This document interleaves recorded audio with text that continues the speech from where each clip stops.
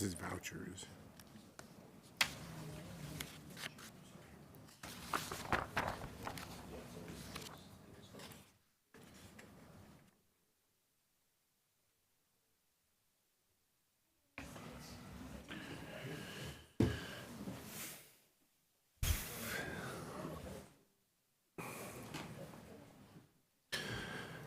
Good morning. It is Tuesday, May 30th. We're here for our regularly scheduled county commissioner meeting in the chamber. We have a full slate of commissioners. We have our administrator, our consultant, the clerk of the board, and it's time I'll call the meeting to order and ask everyone to please rise and join in the Pledge of Allegiance.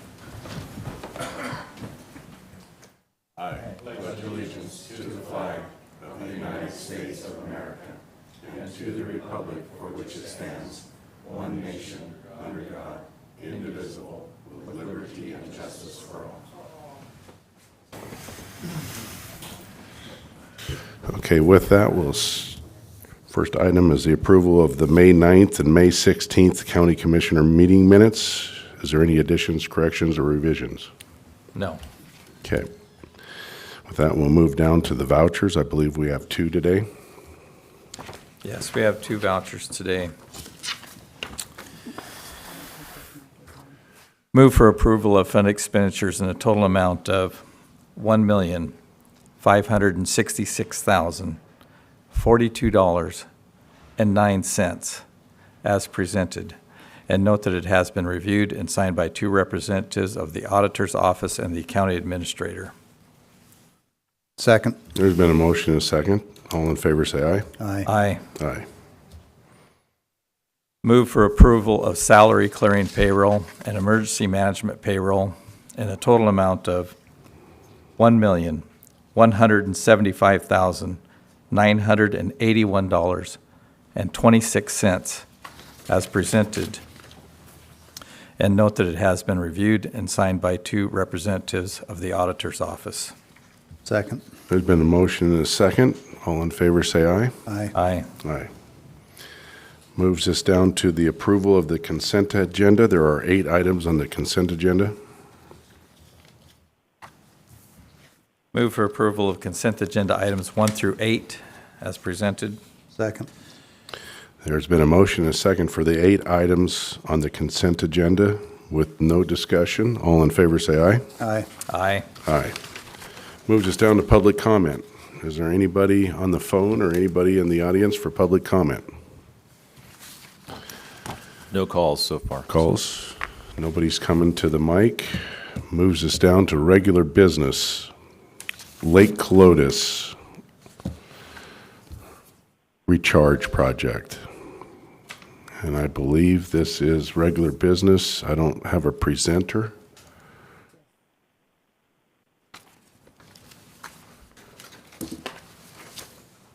Oh, John Andrzejewski? Is John here?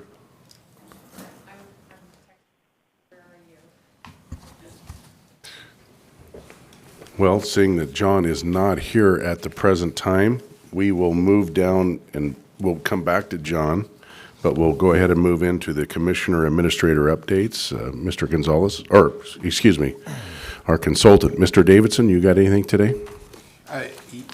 Yes, Chairman, I do. I want to basically just kind of make this a public announcement for all that third chapter of Ecclesiastes says there's a time for everything under heaven. And this being the last board meeting of this month, I said that I would be here on a regular basis to help with transition. I'm so pleased by the performance of Mike as our new county administrator. I just can't believe the good job that he's doing. He's hitting all cylinders incredibly well.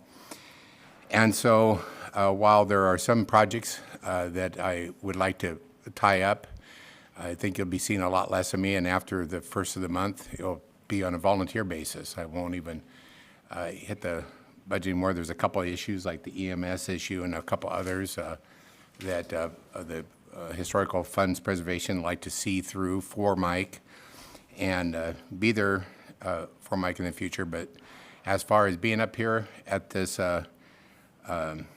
up at this dais. This will be my last time.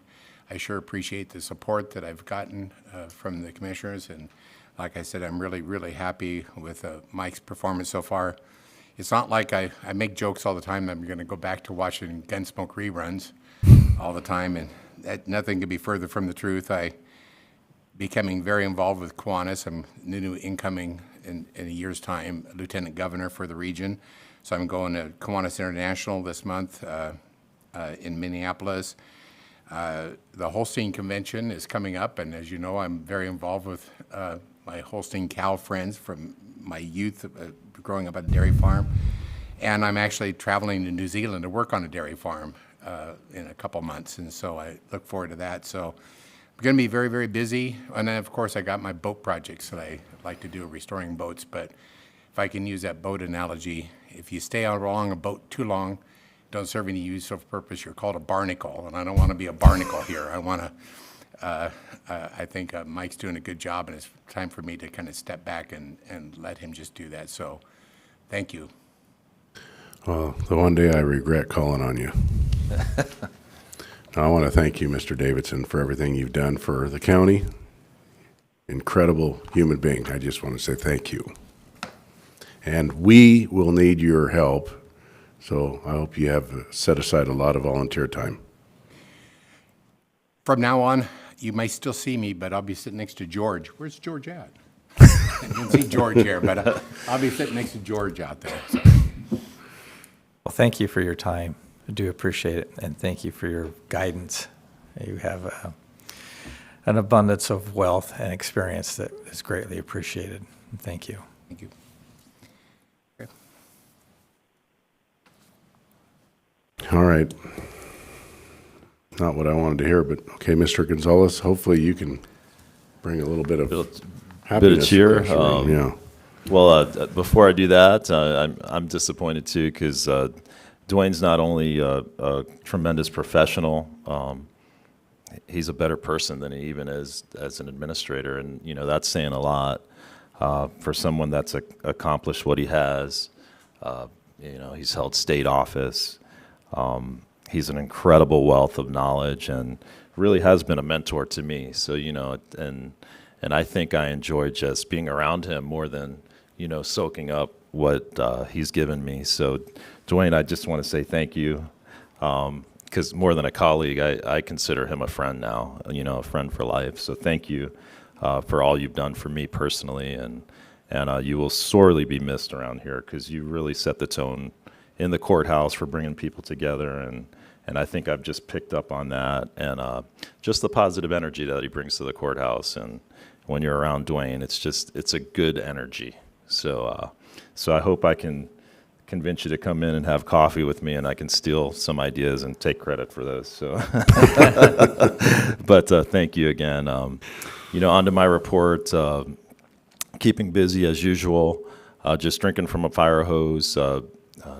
We've talked about the Gallagher study, you know, in this forum, and looks like we are going to cancel that and pivot to a strategic plan with Consort Consulting, and we've got our strategic committee that we've formed, and overwhelmingly, you know, that was the tenor of the group. They really want to do this and take a really holistic look at, you know, how we're financially viable in the future and looking at some great things. So really excited about that. Also had a chance to meet with Eric Johnson from WASAC about the OPD crisis. That's been pretty well documented. Looks like they're going to tee up a lawsuit sometime in June. So I've been working with Senator Nikki Torres, who has formed a work group, and she's already working on legislation to get the offices of public defense some funding at the state level. So that is in motion. That first meeting will be on June 15th. So this will be made up of state lawmakers, our local lawmakers, the governor's office, people from the state OPD office. So really proud that Franklin County is taking the lead on this and really pushing to support this. And Larry Ziegler, thank you for your hard work. And we always know Larry's outspoken, so it takes a lot of guts to be outspoken, so we appreciate that. Discussion of .09 funds, this is something that continues. We're working with the Port of Pasco and other partners to see ultimately what we do with those. So that does continue. Attended a BCS board meeting, so I continue to learn about that operation. Also met with Rebecca Francic from Basin Disposal. So we need to create a SWAC board, it's called. So recycling is coming to Franklin County, so this board will be responsible for the mechanics of that. So those conversations will continue. Talking quite a bit about ARPA funds at the national level. There's been words of clawback, perhaps, but we have all of our funding allocated, so that shouldn't happen. And we're working with some of the fire districts up in North County, so really hope that they can get that money that they deserve. Because I think Saturday there was a big fire that Fire District 1, 4, and 5 helped put out on 395. So you see how important our fire districts are, especially up in rural North County. So I've got a lot more I could talk about, but I'll hand the baton. Again, keeping really busy and just learning a lot, and I think we're moving this county forward. Thank you, Commissioner Peck. Had an interesting meeting this past week with Grace Clinic, Grace Kitchen. I work so much with Grace Clinic, I get them confused. Grace Kitchen is a nonprofit organization in the old shelter before Union Gospel Mission moved, and potentially a historic structure depending on how you seek to qualify it. And they were looking for information on the county's historic preservation programs. I just briefed them up on the committee that's being put together and recommended they stay in touch with Mr. Gonzalez and look for an opportunity to submit an application if they choose to do so. But they do some excellent nonprofit volunteer work in the community. If you haven't had a chance to visit them sometime, I'd encourage you to do it. Had about a 4-hour meeting with the Columbia Basin Development League, the Board of Trustees. It's our regular meeting. Continued efforts to move congressional funding and authorities for completion of the Columbia Basin project. This is nothing new. It's been going on for many decades, but that work continues. Washington State Aviation Aerospace Economic Development Committee was a last-minute postponement, and a few of us who were queued up for that meeting had a side discussion about what I mentioned previously last week about developing hydrogen production for future hydrogen-powered aircraft, which seems like it might be a long ways in the future, but in fact, there are actually prototypes that are flying now, and they're working on a hydrogen production plant at the previous TransAlta power plant over on the coast. So I think it has a lot of potential for the Hanford Reservation in the future as another economic development and aerospace opportunity for Tri-Cities. Thank you. Commissioner Mullen. So last week had the Pasco Chamber of Commerce meeting. Crawfish Festival is only about 2 months away. Sagebrush Scramble is soon approaching. It'll be June 15th. Visit Tri-Cities, June 19th will be a site visit for the Ironman competition, looking at trying to attract that here to the Tri-Cities. Also had the Tri-Deck meeting. Also had questions continuing about the converting of insurance to cash. And I just want to say that the conversion is allowable, and the issue at hand only pertains to the commissioners, as you cannot increase your salary after the election. It would have to be done before the election, and that is the question at hand. It's the same reason the commissioners in 2016 voted to give themselves a salary increase on election day. Salary increases must be done before the election. The conversion of insurance to cash was done 2 weeks after the election, which therefore affects their salary for the following term. And you cannot raise your salary while you're in office when it's your own salary. So I just wanted to hopefully that clears some things up, because I continue to get questions about it. So, thank you. Last week was the Port of Pasco meeting, and in that meeting, one of the commissioners inquired about this lawsuit, the amicus brief that was Mr. Jimenez attached to the lawsuit, and they were heard in the state Supreme Court, and we're waiting for the decision on that. But he was very interested in how we were sued by a minority when that minority was a majority with 64% of the population. And he was very interested in it and wanted to get more information on it. So I said, I know the attorney, and if you would like, I'd schedule a meeting and he can come talk to you. So I'm waiting to hear back. And then I want to give a shout out to our fire departments, because as I was driving, I seen the smoke, and we've had one haystack fire already, and that's common when hay has got wet hay that goes into a bale, it'll combust, spontaneous combust, and I thought it was a haystack fire at first, and then I could see there was numerous plumes of smoke going in the air, and within a half hour, they had it out, and the fire departments came together and put that out, and then yesterday, we had a car catch on fire on Glade Road, and the response from Fire District 5 was so quick that it was out and the road was cleared within an hour. And the car basically was gone. It had burned it to the ground. It was good response by our fire departments. Eastern Washington Council of Governments had an executive meeting, and then we had the stakeholder meeting. And then I've got some pictures here of Green Acres Road that we need to address. They got the orchard harvest is coming up fairly quick. They showed me the roadway where four-wheel drive trucks are actually having a hard time getting through it. And it's on Green Acres, and there is no gravel on this road at all, and it's just turned into a pretty dusty, really loose dirt that I don't think the cars will be able to make it through there for the harvest. So we're going to have to address that.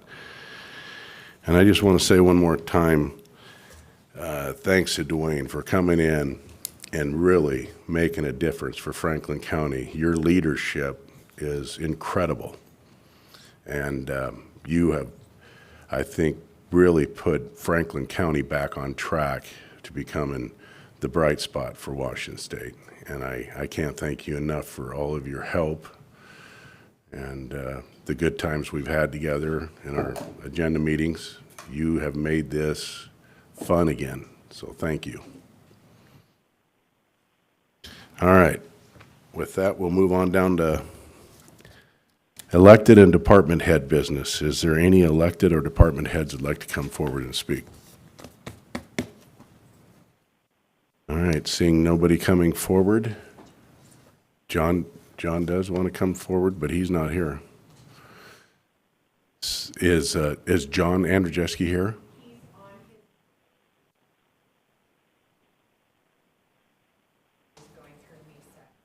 Okay, well, we'll just keep going through the agenda, and when John shows up, we'll plug him in. All right. So we went through the elected and department head. Nobody wants to speak. Administration office business, Mr. Gonzalez. And this is something we've been discussing for seems like the past month, discussion of the HAPO Center contract, and SVM presented this past Tuesday with a robust presentation. So just kind of wanted to get the group's thought on what the next steps are. You know, certainly they want to continue their contract. There's been talks of, do we send it out to RFP? So that's kind of how I'll tee it up for the commissioners and let you guys take the lead.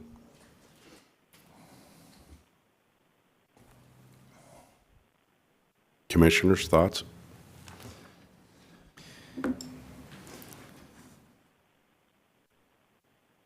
Originally, the contract was to help us through the time right after our existing manager left, and it was on a temporary basis.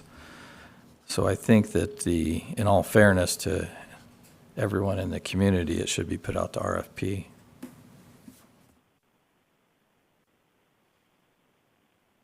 And I agree, because although SMV has done a good job out there filling in the spot, the correct way to do this is to go out for RFP, and I would encourage the Simmons to put in for that. And we'll go from there. We'll just go through the right process, put it out for RFP, and then let everybody put in for it as it wants to. So the RFP process was just described as the right process. That's, of course, subjective. This is a professional services contract that does not require that. The board can select a contractor. We've done this numerous times in other cases, but RFPs do have the benefit of casting a wider net and making sure that you're not missing other potential operators who you think might do a better job. I will say that in my 15th year as a commissioner and watching the evolution of the Track Center and now the HAPO Center, and watching it over the years lose millions of dollars, I was really pleased and impressed when I saw SVM step forward when our own team of county employees walked out en masse and left us with no one to run the facility. It was SVM that stepped forward and said that they would take it on. And what's more, they laid out more than $100,000 of their own cash to pay the county's bills up front, with nothing more than probably a verbal promise from the county that they would get reimbursed for those. And then in a matter of 90 to 120 days, they got the facility back on track. And then the first quarter of this year, they actually delivered a profit, which may not be the first time in the history of that facility, but it's the first time that I can remember, and I've been here for, like I said, going on 15 years. So while an RFP is an option, and you can cast a wide net to see if you might find others who could do the job better, I would argue that you're going to have a hard time doing that, finding someone who can run it more effectively and produce a better return for the county. And I suppose it shouldn't be overlooked that an RFP process takes time. We're 30 days from the present contract expiring. It costs money because employee time is money. And Mr. Gonzalez previously briefed that he had gone out and talked to other potential service providers, including a company called VenueWorks, and he mentioned he had gone to a couple of facilities, which turned out to be the Toyota Center and the Three Rivers Convention Center, which are both operated under contract by VenueWorks. There's another local gentleman who has spoken of some interest in it. My experience and my research suggests that likely would not be a viable candidate for the contract. But I would point out that it would be relatively absurd for us to contract with VenueWorks, given that they're operating the competing facility across the river for Benton County. And imagine somebody comes in and wants to book a major event in the Tri-Cities, and VenueWorks is managing both sides. Where is their allegiance? Is it to Franklin County's facility? Is it to Benton County's facility? Is it to the best facility? Is it they suddenly become well, we did it in Benton County last time, so we'll do it in Franklin County this time? It's untenable to have the same contract provider. So if the majority of the board wishes to go through an RFP process, obviously that's what we'll do, because this board operates on a majority decision. But I'm just going to predict that you're not going to have any viable competitors. And even if you receive some, I predict that their capacity to run the HAPO Center as effectively as SVM has will be a real question. I have worked with SVM for a number of years, both professionally and in the private marketplace. Some might look to that and try and allude or suggest that there's some conflict of interest there. There's not. I'm disclosing it so that people are aware. But I've watched their performance for a number of years, and when they took over the food contract for the HAPO Center, we were able to substantially reduce costs, and what had been a big losing operation became profitable. They've done the same thing with operating the facility, and they've made that profit most notably on short notice, with our staff walking out on us in the middle of a post-pandemic world where most of our major contracts had either stopped doing their events because of COVID or gone elsewhere, and they've managed to recover a lot of that business and bring it back here. So I I think they've done a spectacular job, and again, if the board wants to go through an RFP, then the majority rules, but I predict you're not going to find anyone that'll even come close to their performance. Thank you.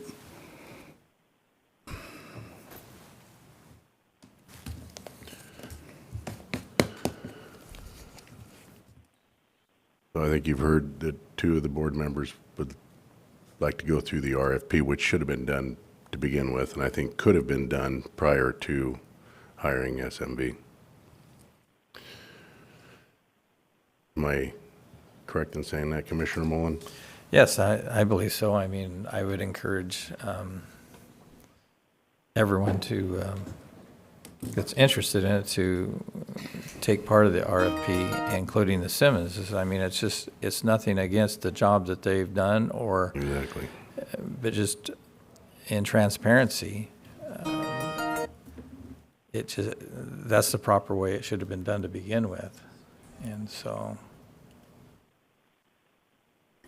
that's Well, my I'd like thoughts. to hear then from the board and from Mr. Gonzalez what the intended timeline is, being as the current contract, I think, has only got about 30 days left on it. In terms of timeline, we've kind of kicked around a few ideas, and obviously this is in the inception stage. If we were to do it, we'd probably issue the RFP as early as Friday, June 9th. Site visit shortly after, submission of questions around June 23rd, an addendum released late in the month, submission of proposals around the middle of July, evaluation of proposals shortly after, and if we were to execute it, probably late July, early August. And remind me, if you would, when does the current contract expire? I would say July 1st, essentially, through June. So who would operate it from July 1st through early August when? Well, more importantly, what's scheduled for July? Yeah, currently, we have events, this is according to the HAPO calendar. We have events, the fireworks sale, June 28th, and then there is not another event until September 29th of 2023. That's the Tri-Cities Women's Expo. The next event would be in November, Custer's Christmas Arts and Crafts Show, and there is nothing in December. So it's going to be vacant July, August, for most of September. So who will be working during that time to continue attracting and booking events, which is an ongoing process? Well, we've got Shirley Jones is currently in the HAPO Center full-time, so I hope she would be able to pick up some of that slack.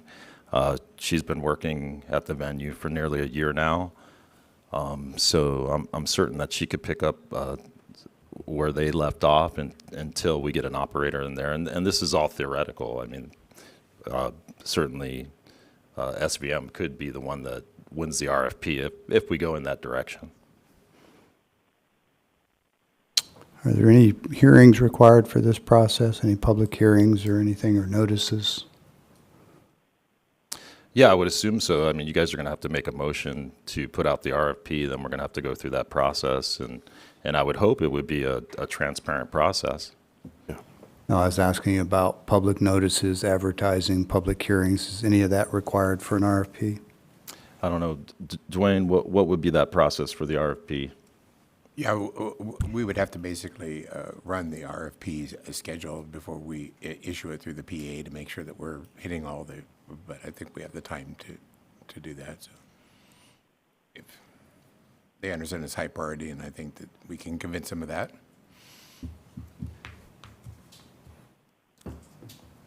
Okay. Are there any other questions? I just encourage you to put together a review committee to look at the proposals that come in and then bring a recommendation to the board. Yeah, that would be part of the process. With that, I'll entertain a motion. I'll make the motion that we move forward with an RFP for the HAPO Center.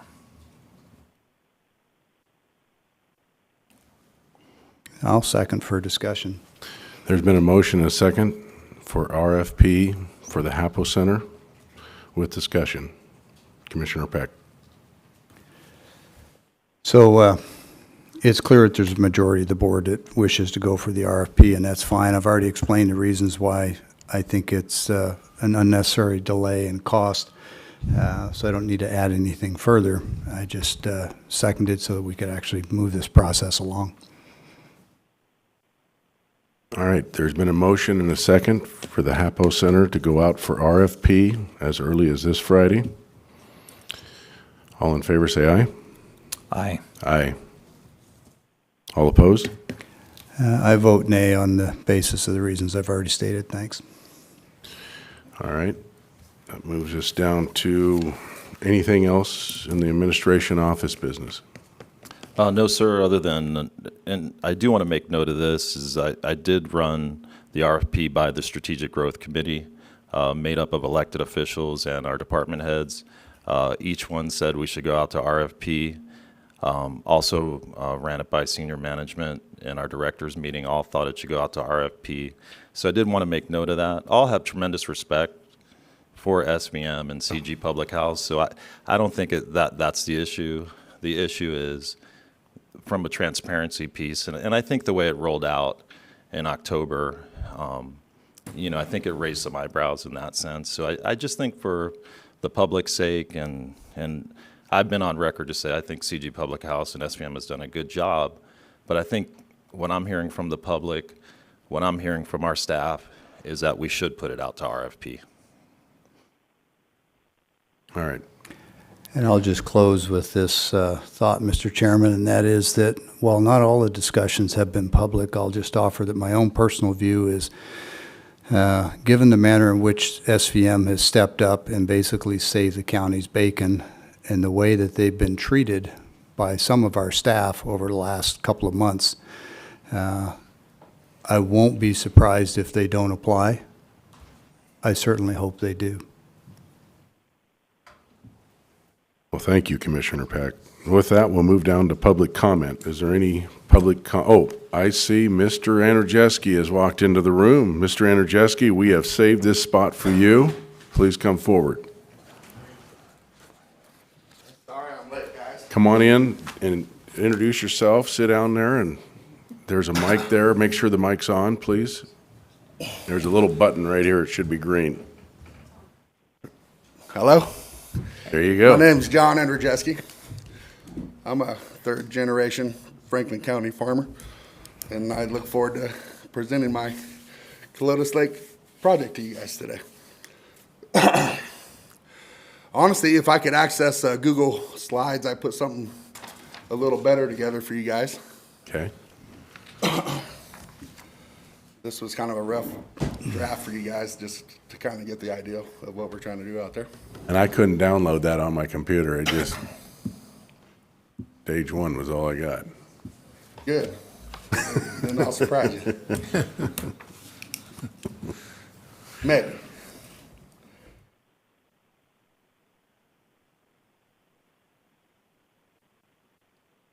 But I'm running for Port of Calotes Commissioner this year.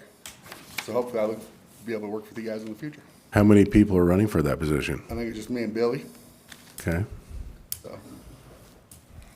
But this is kind of my ideal for Calotes and North Franklin County. And might I add, just to say to you, Mr. Andrzejewski, we have a spot that's available on the Benton County COG, Yeah, Council of Governments. Council of Governments, and we're looking for some representation on that board.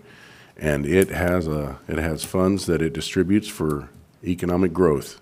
Maybe you might want to sit on that board too, because we need somebody on that board. We're not being represented in Franklin County. We are missing representation from Calotes. And where else, Mr. Davison? Mesa. Mesa. We need representation from those two areas. This is money that we should be vying for, and we're not getting because we don't have proper representation. Well, and that's exactly what I'm looking for, is some economic support. Looks like we got you another job. Yes, sir. Yes, sir. See what happens when you show up for meetings. You get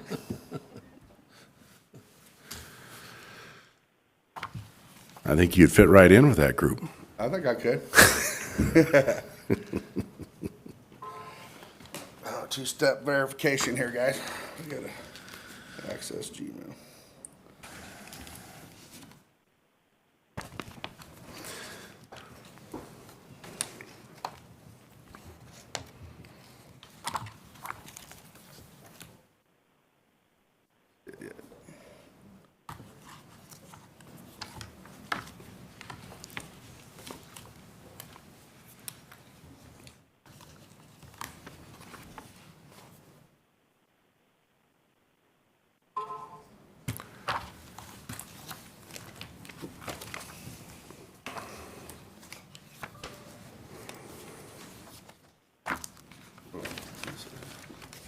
Should log me in.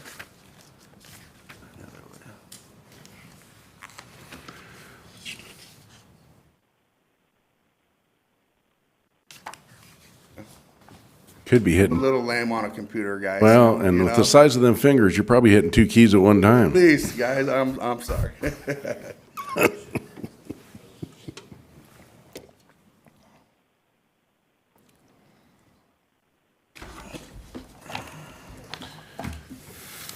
Oh, you don't?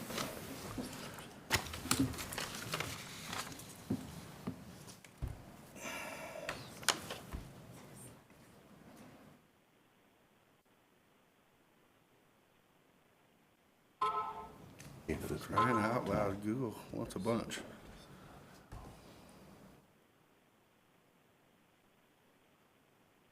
Yes, sir.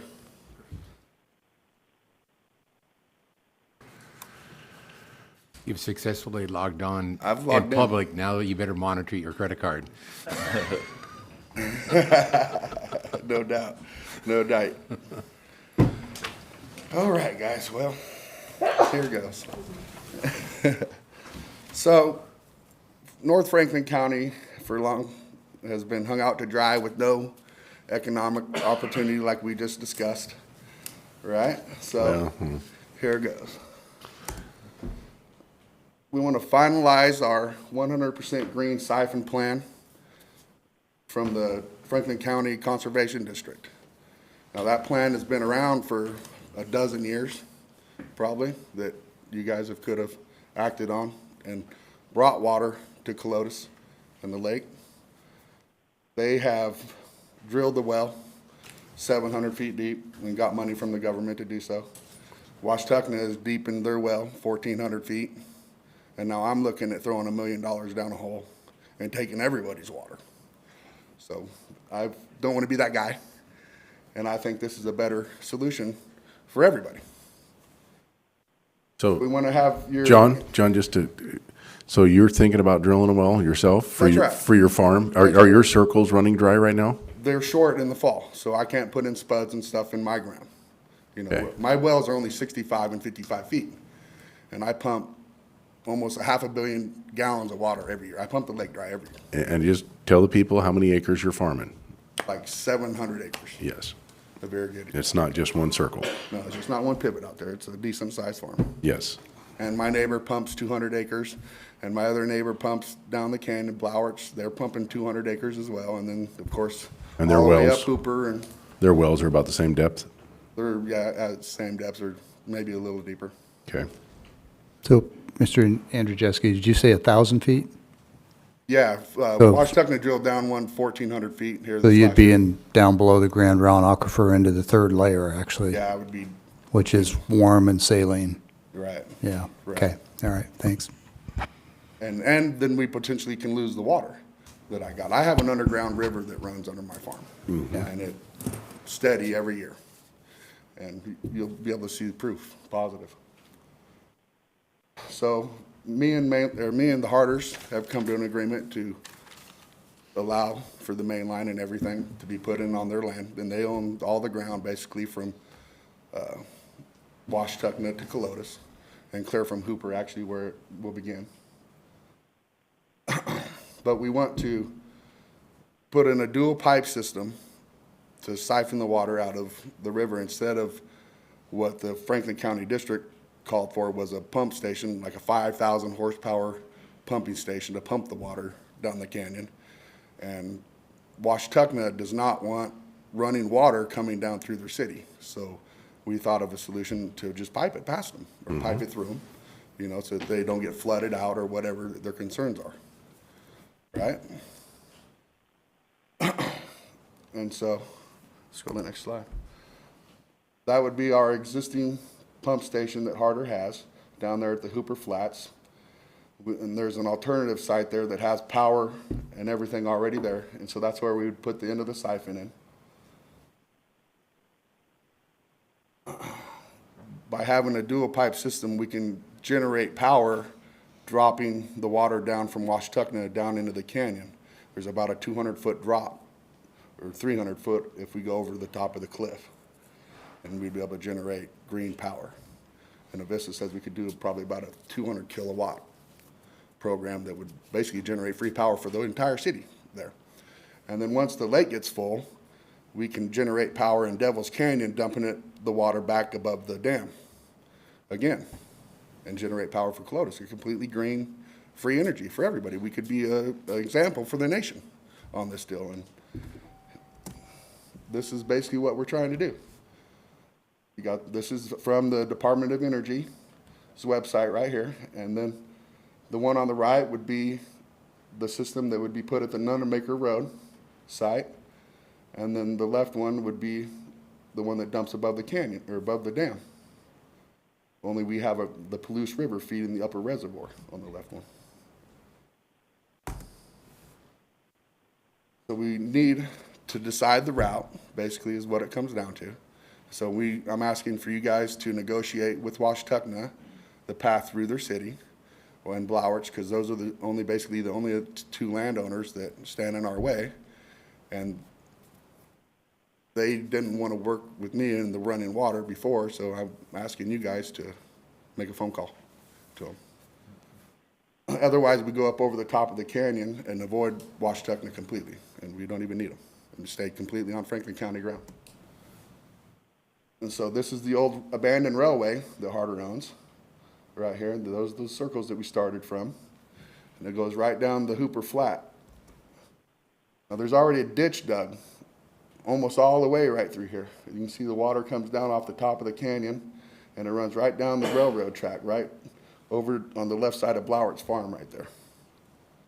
Or the easy path would be to pump it to the right, around their farm, or it'd be easier to go right through the middle of it, obviously, if they'd let us do that, and there's a road there and everything. I mean, we could just fix it for them. And it just goes right down the old railroad right away, all the way through town. Right to Nunamaker Road, and then we're putting the water back on Franklin County ground, right? Or we can go the other way, which would be up over the top of the cliff to the left, and down to Nunamaker Road. And all that's Harder ground that we're on. And Billy's on board with this. We're offering private financing. So we'll pay for it, man. I mean, whatever it takes to get this water down here to Clotus. And then we want to own the power company that generates the power. We want to be a nonprofit. But we want to, further on stages, we want to produce more water for Franklin County.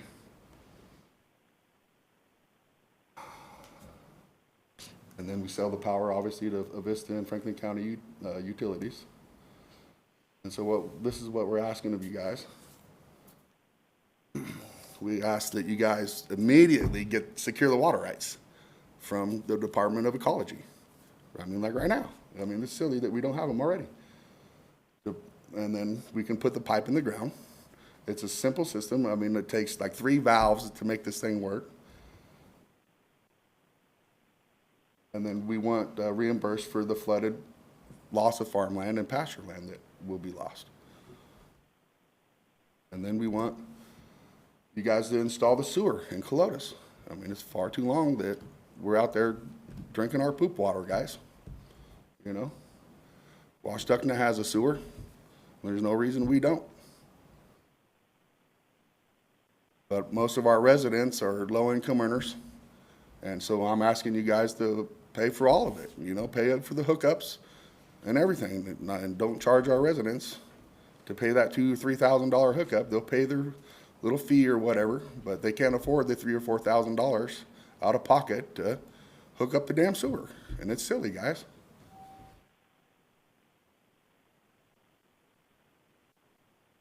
So stage two, we secure the grants from the NRCS, which I've applied for, through the Small Watershed Recovery Rehabilitation Program, and this seems to fit their program. They're on board. Steve Heisley, I've contacted. We would put in the power stations at Nunamaker Road and down Devil's Canyon, and then once we put them power stations in Devil's Canyon, we can reverse them and pump water back up on top of the hill and then down to Sulphur Lake and create a huge reservoir between Connell and Colotis there that we can use to create the North Franklin Irrigation District and pump water clear to Pasco. And again, there's the idea of the pumping, the generation stations. And here we go, there's Colotis Lake, which I own the farm ground right there. So I'm gonna lose some farm ground, and we're gonna drop the water down this canyon, Devil's Canyon, right to the dam, and you're gonna create power again with it. And then we can reverse that pump and pump it right back up the canyon and fill the lake and pump water down to Sulphur and create irrigation districts. Since you guys are losing ground in Pasco, Pasco's eating you up, you know, we need more farm ground in Franklin County. So we create the North Franklin County Irrigation District.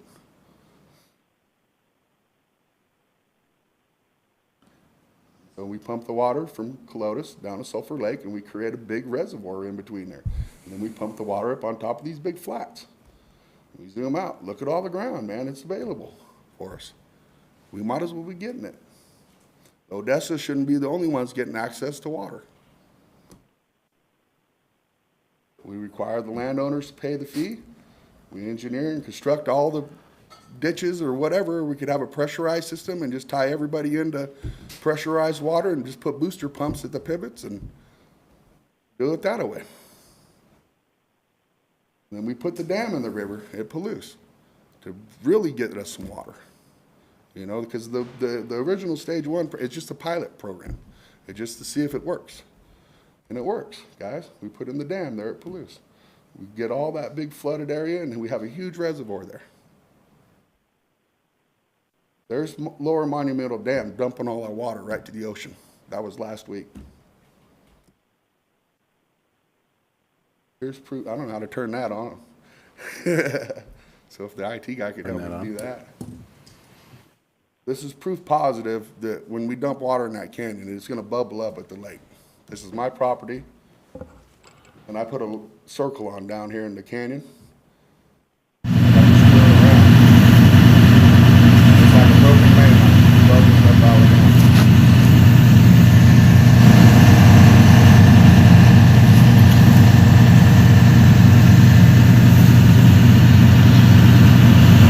Coming out of the ground, boys.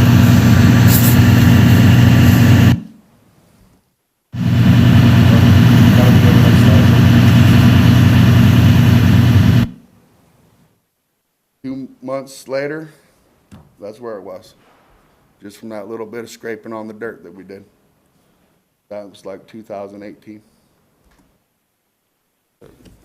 That's my show, boys. So Lake Colotis started to fill back up again? That was on the other side. Well, yeah, both lakes actually did, and now it floods clear past them trees every spring. Now my cows were drinking water down the canyon 2 weeks ago. Questions, commissioners? So you mentioned the railroad, that's privately owned now, it's not owned by the railroad property That's anymore? right. Okay, Bill Harder bought the whole thing in one swoop when they sold it to him. They're from Hooper to Colotis. And the boys had plans to irrigate that flat, but unfortunately, we lost two of Franklin County's brightest stars that day in 2009. And now we lost another one last year. So Billy's on his own out there, and they deserve to put that ranch together for the next 100 years. And I'd like to see something memorializing those boys and the old man with this. So the Department of Ecology has already given the okay for this? Mark Nielsen over at the Conservation District felt strongly they would issue the water rights to Franklin County. Okay. And you're talking about pipe in this. What size pipe are we talking about, John? 30-inch pipe. But that's something for the engineers to do the calculation, because you got to get the rise and the fall of it. And, that's a little beyond my calculations, so. Yeah, I'll well, that's pass what that I on was, to your guys. I was curious is because, and obviously we'd be talking plastic, and the price of this plastic has went through the roof, so we're talking about an increased amount there, but it sounds like you've got everything just about covered as far as costs. NRCS grants, how much are we talking about here? What are they thinking they're gonna, I do not know that number yet, but I'm sure if the Franklin County would help out and put pressure on these guys, that what is the length of the pipe, total length? it would be at least 5 miles probably. I mean, we could get, your guys could do a better job of calculating that than what I can with my Okay. technology. And if, as long as you pipe this, Washtuckna is okay with it? That's something for you guys to confirm, but I think they would be on board. I mean, But they're against open waterway coming through. that's right. Why? And honestly, the ditch that runs down through there, it's really rocky. They think the water would just disappear, so the siphon tube is a better option. Then there's no pumping cost. Nobody wants to pay for the 5,000 horse pumping cost until the irrigation district is in place Right, to fund it. all right. So I appreciate the presentation. Worked for half a dozen years in wind, solar, hydro, nuclear, have a little bit of a background in power generation. I'm a big fan of pump storage operations. Sometimes the net recoverable energy after you end up pumping water uphill is not as good as one hopes. It's a little windy up there. A couple of wind turbines would be enough to produce all the power you ever needed to pump all the water you ever needed, and then send it downhill and recover what you can with in-stream, inline, small hydros, which I read all your advanced materials, and I know that's where you're already looking, so I think that's good. You mentioned something in there that no one else seems to want to talk about, at least at this point, and that's paying for a sewer system in Colotis and all the hookup fees. I would ask you to consider making a connection with the city of Pasco or Basin City. There are federal community development block grants, and those kinds of funds are really targeted for community infrastructure. A lot of the water system that's been put in Basin City has been paid for with federal block grant funds. And I would think that given that you are an incorporated town, city, you'd be eligible. And it's really the kind of scenario that was envisioned for these funds, where communities just don't have the capacity, either by virtue of tax authority or taxing capacity, to pay for it themselves. So you've done a lot of great research there. I'd encourage you to look at community development block grants as another option. That's going to be a pretty big bill to do that, and I'll just be real candid with you. I don't see that in Franklin County's budget, but I do know other mechanisms. Coincidentally, I am the chair of the Benton Franklin Council of Governments that Commissioner Didier referred to earlier. We have, for a number of years, politely asked to try and get representation out of Colotis. This seems like a perfect time for us to get better acquainted. And part of the Council of Governments' function is to collect a lot of expertise from all the different jurisdictions. And when somebody comes forward and says, we need to find a way to fund a sewer system, somebody's already been there, done that. And so we connect the people who have the real expertise. So happy to help you in that respect. Also, fair amount of experience working with Columbia Basin Development League, and also the GWAMA that used to be around, the Groundwater Management Association. They did a lot of subterranean water studies, and that area that you're in, as you probably know from 3 generations, is a subterranean mixing ground of lava flows and dikes and walls, and it's really hard to predict. But if you've got wells and you've got 3 generations of experience, you probably know better than anybody where the water is, and that's a big part of it.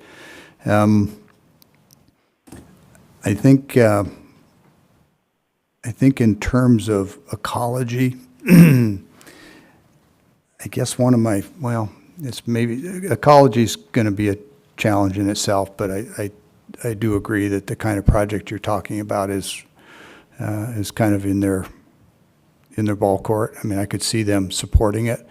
And the fact that you're not a long distance from the Snake, I think helps. If you had a lot of downstream users and you were looking to pump water out of the Palouse, I could see Ecology having some challenges with that, but you're not that far from the Snake, so I think that's another reason to be optimistic. And the last thing that comes to mind is the OGWRP, the Odessa Groundwater Restoration Project. As I recall, you're in the southeast part of that sub-area, and there's been funding for that. And I'm just curious, has any of that funding, no pun intended, flowed downhill to Colotis? No, I don't think much funding comes to Colotis. Yeah, okay. Well, do you have any contacts with that group? No, All right. haven't been. This is my first step into this kind of arena. Okay, well, you sent us an email, so I'll respond to that email address with a couple of contacts. One is for OGWRP, who has gotten federal funding for restoration of groundwater in those areas in the Odessa, and you're in that southeast part of it. And I think you've probably got contacts already with the Development League and with Ecology, but it's a great concept, and nice to see citizens and landowners weighing in and proposing solutions instead of expecting government to grow and do it all, because government needs to get smaller, not bigger. Thanks. Now, on the sewer system, the wildlife department actually had their own plan to fill the lake up, pay for the lake, stock the lake, and pay for the entire sewer system themselves. But the people running the cities didn't fill out the paperwork, and so and they didn't want to have to pay for the hookups part of it, and so they let the ball drop there. Well, if you can potentially get some, CDBG, Community Development Block Grant funds, and get wildlife to do the other piece, that might be a really good pair as well. Right. So I got a question for you, John. That boiling water, does that just start to happen over the last couple of years? It was when I put that circle on and I planted it to alfalfa, actually, and then it would never had water there the entire time I owned the farm. And then I did that, and it flooded out all my alfalfa and killed it. But my question is, I know that they've started to recharge the Odessa aquifer, correct? I believe that they've started.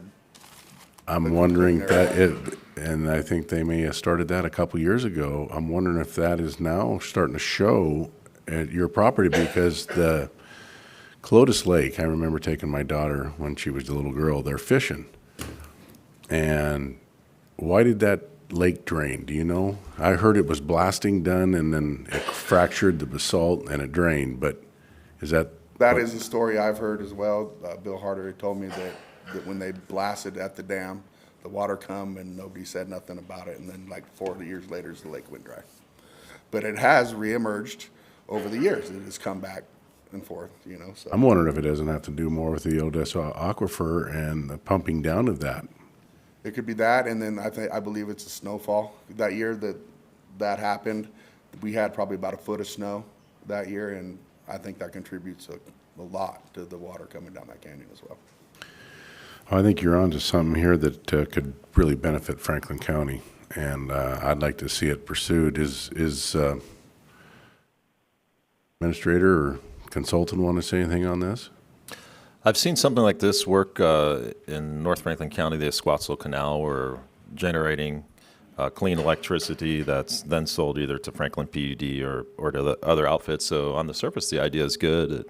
It's always the funding mechanisms that come into place. So certainly willing to help you out as much as I can, because I've got some good contacts from my time in the energy industry. So maybe there's some help. I can start with Franklin PUD and kind of work around the state. So love the concept, so glad to help as much as I can. Thank you. Mr. Davidson? I heard during part of your presentation, one of the things that would be irrigation district would have to be formed, and that's kind of cumbersome, but yet a very possible situation. It does require a petition being brought by landowners to the commission. It's 8703020. So that process ought to be vetted to see if the majority of the people out there would sign a petition so that it could be presented to the board.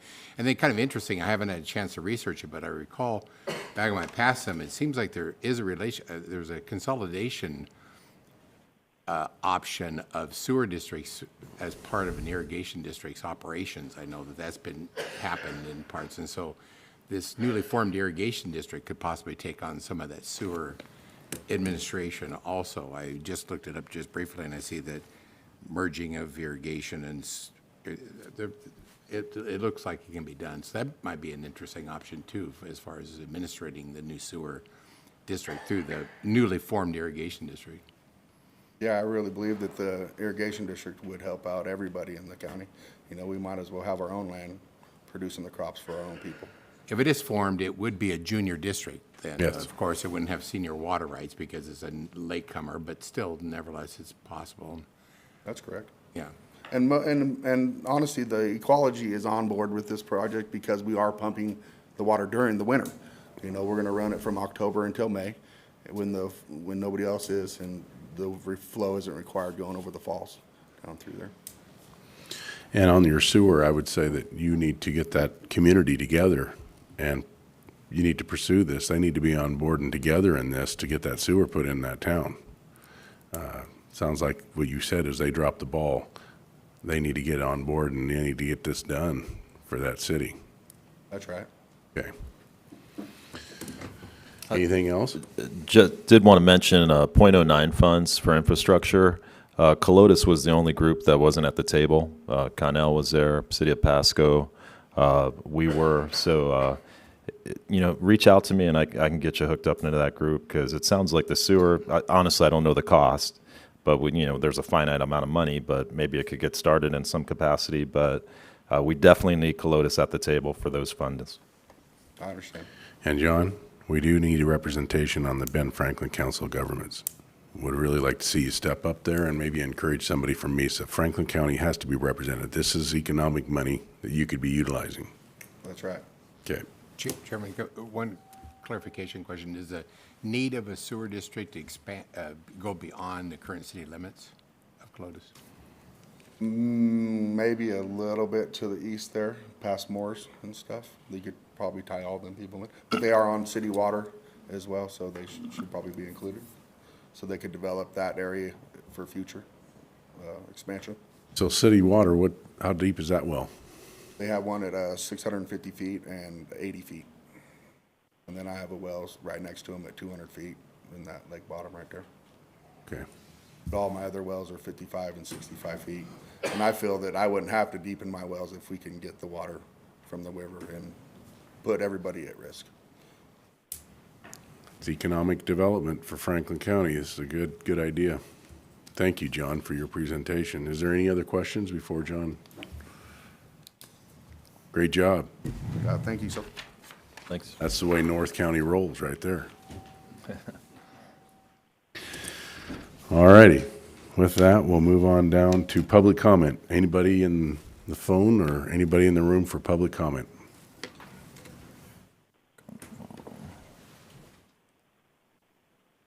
Kyle Simmons from Simmons Venue Management. I just wanted to make you aware of a couple things.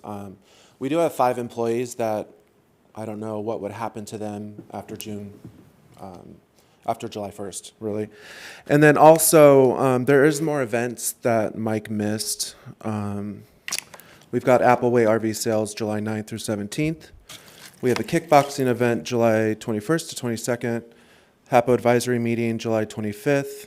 The Garza wedding August 5th. Varsity Spirit August 13th to the 16th. And we are also working to secure 2 Valdivia dances in July. So just wanted you guys to make sure you knew all the information. So Thank you. thank you. Mike, who's putting together the calendar for that? Honestly, I don't know. I think you guys have access to that website, but I think Shirley Jones could probably update that, so it's a good question. Good morning. My name is Steve Simmons. I'm an officer with both SVM and SNS Hospitality. As you can imagine, we're disappointed in the decision. We did the Happel Center in Franklin County a favor when we interdicted in October. And we saved the county and Happel a lot of money, and we saved the reputation of Happel Center. Since October, we've served Franklin County faithfully and have had 100% satisfaction with all the clients that we've served. We feel that we've earned a contract from the county and the opportunity to show the county what we can do at the Happel Center. Unfortunately, we're concerned that some of the decision may have been based at least on a false and unsubstantiated accusation of mismanagement, and at worst, retaliation for our pushback against how we've been treated by some county officials. Is there anybody else for public comment?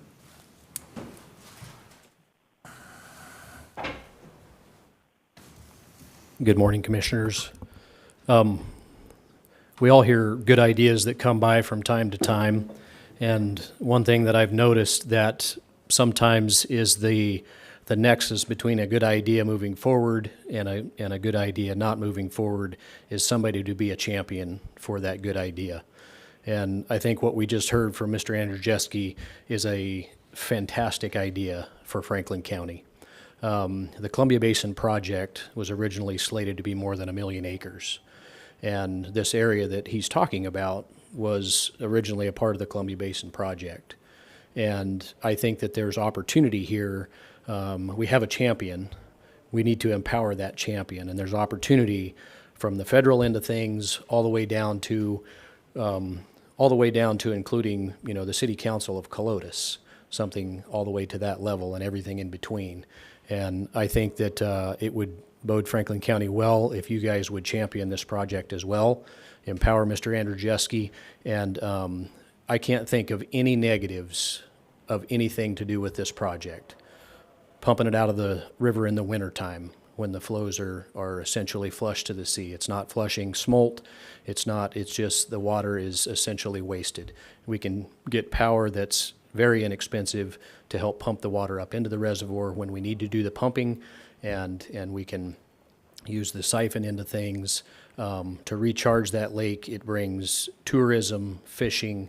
There's lots of ways and lots of opportunities as far as funding sources, as far as where the people that we can get to help with this project, from Fish and Wildlife to irrigators, Department of Ecology. There's lots and lots of options. I would encourage you to empower the county administrator, to empower Mr. Andrzejewski, and let's not let a good idea go to waste. Let's empower him and let's help him, and let's get more ag ground. There's nothing that can be a negative from that happening in Franklin County. It brings more tax base. It makes our county better and empowers. Some of the concern that we've seen from FutureWise with taking ground out of production, this puts stuff back into production. It makes it more productive. It makes ground that is currently growing a great commodity, growing dryland wheat, turns it into even more productive. I remember when I was probably about 6 years old that I remember there used to be a sign close to here that read, "Scientifically proven to be the most productive farm ground on earth." That sign went away a really, really long time ago, but I still remember reading that sign when I was a little boy. And I think we see that in Franklin County with, the over 300 different crops that we grow. And then if you put the varieties of those crops on top of that, it's even more. So let's take Mr. Andrzejewski's idea, let's empower him, and let's have the county work towards this and see if we can't recharge the lake out there, bring some good fishing, and then with the governor having said that Palouse Falls is our state falls, we can have a place to fish and bring tourism. Maybe Colotis is the next boomtown. Thank you. Thank you. Is there anybody else for public comment? Patty Sant, Franklin County. Following last Tuesday's commissioner meeting, Clint Didier threatened to throw me out of the future Board of Commissioners meetings if I were disruptive again. This threat was witnessed by others outside the commissioner meeting room. These board meetings are a public venue, open to the public and video recorded. These recordings clearly show that I have not disrupted the meetings in any way. I did not even offer any comments during the public comment period allowed to anyone wishing to address their elected commissioners.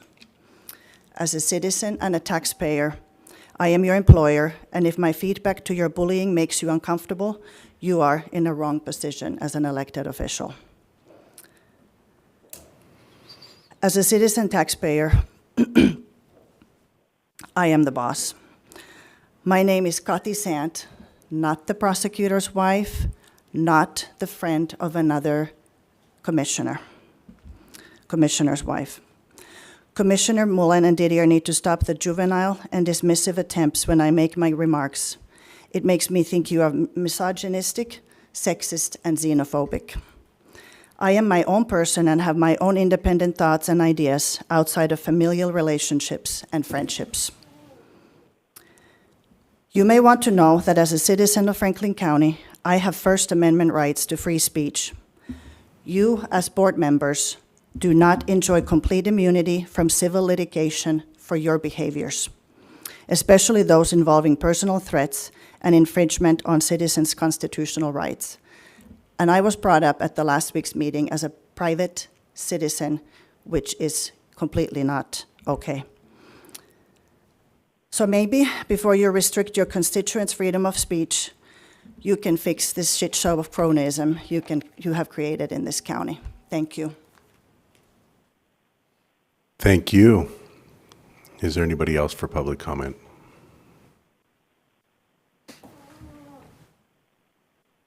My name is Lori Hales, and I just wanted to express I'm just so proud of John Andrzejewski. The Andrzejewskis are introduced me to agriculture, and you all know how much I love agriculture. And I was just proud of him for bringing a problem and a solution to you guys, and I wanted to say thank you for being so open to his ideas. And as a Franklin County resident, I see no negative to this also, so thank you. Thank you. Is there anybody on the phone? No one on the phone, Commissioner. Anybody else for public comment? All right, seeing none, we're going to move down to the workshops, and I believe we're going to start with Information Services. Ms. Couples.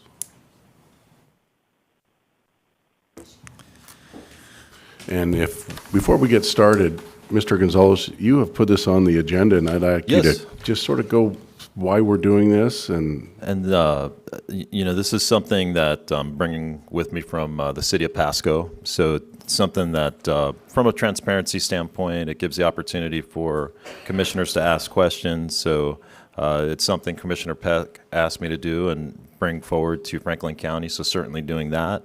And I think this is going to really help with process. And, this is a opportunity for commissioners to ask questions, and the public not necessarily has the ability to comment, and then we can go back and make decisions based on some good conversation. So in this particular workshop, what I've asked my staff to do is some short-term, long-term goals, and some things that they've accomplished in 2023 already, and keeping in mind budget season will be here before you know it. So and I'll just say with Liz, she's been incredible to work with so far, and just her group always goes above and beyond. So just really have enjoyed working with her so far.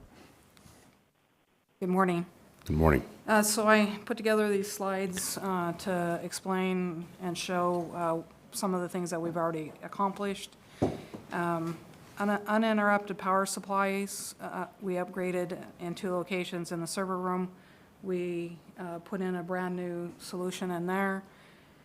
In corrections, there's 2 network rooms that we replaced the batteries and fans in. For corrections, we put those 2 UPS systems on. Sorry. We put them on a yearly maintenance contract. When they were first installed, they weren't put on a contract. They are now. With the server room, UPS, this is a brand new install. We actually even moved it out of one room and put it into another room. that UPS should last us well at, 15 years or more. The next on the list is wireless infrastructure upgrade. We installed 63 access points throughout the county. This includes Public Works, the annex, and this facility. Analog camera upgrade, we replaced 63 cameras. I might be getting that confused with the APs, but anyway.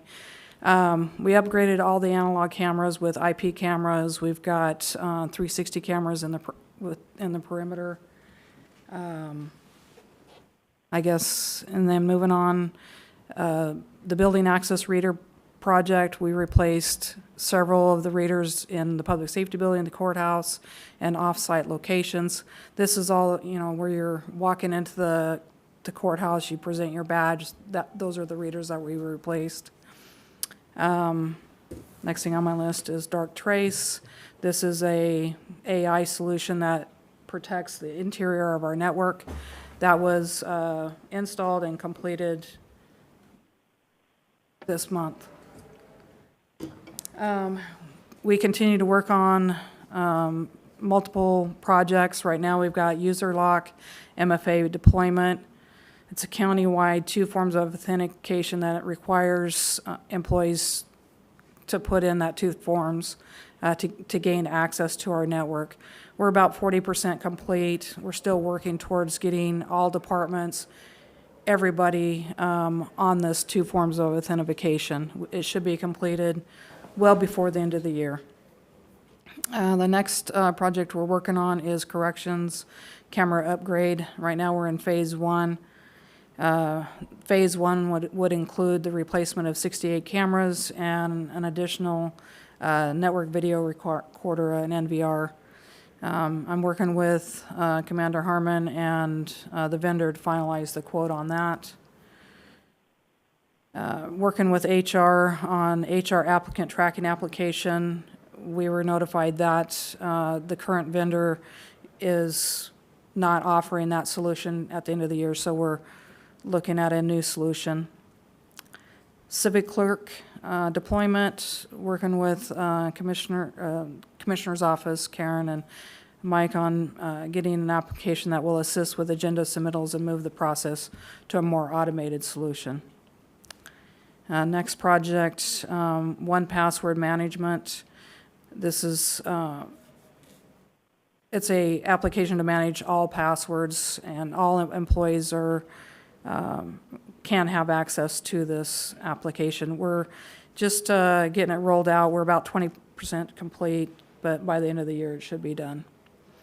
One thing that we're researching and evaluating right now is Quest Security Software Management Application. This will help us in patching and doing firmware upgrades on the servers and whatnot. 2024 goals and projects, more or less, this is kind of what I'm looking at to forecast for my budget for 24. Achieve it, strategic planning application. We've just got a base quote on this. It's $20,000. It would help management strategize plans for the county. Microsoft Office upgrade to OS 365. Just a budget estimate is around 50 to 75. We'll have firmer numbers during budget cycle, but it's something that we feel that the county should migrate to. Corrections camera upgrade phase 2. This would include the replacement of 60 cameras and an additional NVR. Budget right now is just $115,000. Phone system upgrade. We need to replace the servers that we purchased 7-8 years ago. That's budgeted at $40,000. First responder radio communication infrastructure upgrade. Currently, we're working with BCES and City of Richland Fire Department consultants to finalize costs. Grants are being sought. This is an ongoing project that we're working on. Of course, hardware refresh, servers, PCs, switches, budget estimates about $125. And then at the end, subscription renewals, software maintenance, and support. Each year, that cost goes up. This next year is going to be around $675,000. Long-term goals, continue with the first responder radio communications infrastructure upgrade.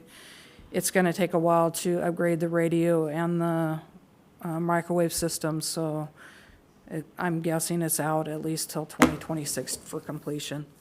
I put Microsoft Office upgrade to O365 as a long-term because of the cost. We may just start out doing the critical departments next year and then moving the rest the final year. The next one, continue to work towards a 5-year network equipment refresh cycle. That includes, computers, cameras, access points. Everything should be on a rotation. If we don't, the firmware the upgrades aren't available, then you start getting into a security risk. One of my plans is to build out a 10 gig infrastructure throughout the campus. We need something to move data faster, so I'd like to implement a 10 gig infrastructure. I'd like to implement a dual ISP connectivity. Right now, we've got a single point of failure. If our internet goes down, we can't get out to critical applications like Odyssey and Carpel. There's a lot of things that are based on an internet connection, so I'd like to look at doing a dual ISP. The last thing I have listed is evaluate security enhancements to meet future needs goals, whether it be cybersecurity or physical security. And that's my presentation. Do you have any questions? Questions, Commissioners? Just one quick one. I noticed you're doing a lot of camera upgrades, and given that we're a public entity and seems like everything we do, we have all kinds of legal liability and exposure. So great cameras are a necessity. But my question is, I noticed you're doing them around the campus, you're doing them in corrections. Are these cameras that have just sort of run out of life, or is new technology coming along so quickly that we're replacing them maybe more often than we thought? Well, the analog cameras that were replaced this last year, they've been in place we started installing like in 2004, 2006, when the courthouse got remodeled. So it's really both. They're old. They're obsolete. Yeah, okay. Yes, and we're trying to move to a more IP-based solution and to mirror up to what corrections has. Now, the corrections replacements, those are going on 7 years old. There's new added features that are available, and we need to start moving towards that technology. Yeah, I think it's great you're doing that, and if there's any place that we really need that, it's in corrections because of the nature of the work that's done there and having a good record. So thanks for doing that. All right, thank you. So what are you doing with the old cameras? Disposing of them. I think that you have a market for those. There's becoming more and more thefts out there. I personally am looking for cameras to buy to put up at shop facilities, and I think these would be adequate for that, for just Yeah, no, that's fine. surveillance. Yeah, we can work with you. Once they're disposed of through the commissioners, we can. But I'm saying you should be, are we going to sell them, or are we just going to throw them away? In the past, we haven't resold IT technology. I guess we can look at it. It's just, I think it's a source of income that we could bring into the courthouse, because there's a lot of shops out there, and there's a lot of break-ins that are happening. It's getting more prevalent. I just caught some people casing my shop here over the weekend. So sure. I would be very much interested in buying some of them instead of going out and spending for brand new. I could buy these and Now, utilize these.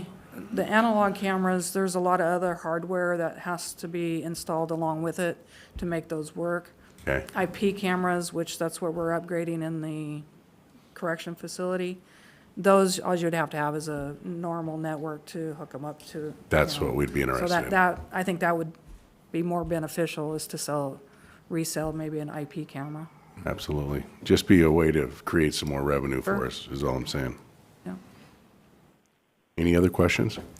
No, I was just say, as far as disposal of the equipment, I mean, we have two highly qualified and more auction houses here that I think I'd be interested in looking into that.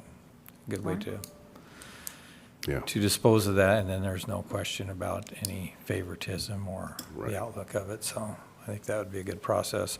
Just want to say appreciate all the hard work you guys are doing and getting all the cameras and everything up to par. So appreciate it. Thank you. All right, thank you. Liz, just a final thought on that point. As you know, Benton County for years has done surplus IT equipment sales, and I don't want to speak for them, but last I checked, the cost and burden of conducting a sale like that really exceeded what they could recover. It was mostly just trying to avoid putting stuff into a landfill. An intermediate solution that I've seen used that might be the best option of all is just to put a notice out to all the local jurisdictions, especially smaller municipalities that don't have the budget. And literally, I think we can, once it's surplus, we can give it to them because the recovery on antiquated equipment like this is minimal. It probably doesn't pay the cost of trying to actually quote unquote sell it.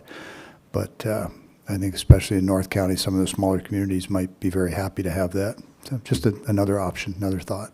All right, thank you. I think that's a great idea, but the auction houses charge a very minimal fee to dispose of equipment, so. Yeah, when Benton County was selling it, you could buy full-on computers for $15-20. So there's just not much recovery. Yeah, that's for sure. Well, thank you, Liz.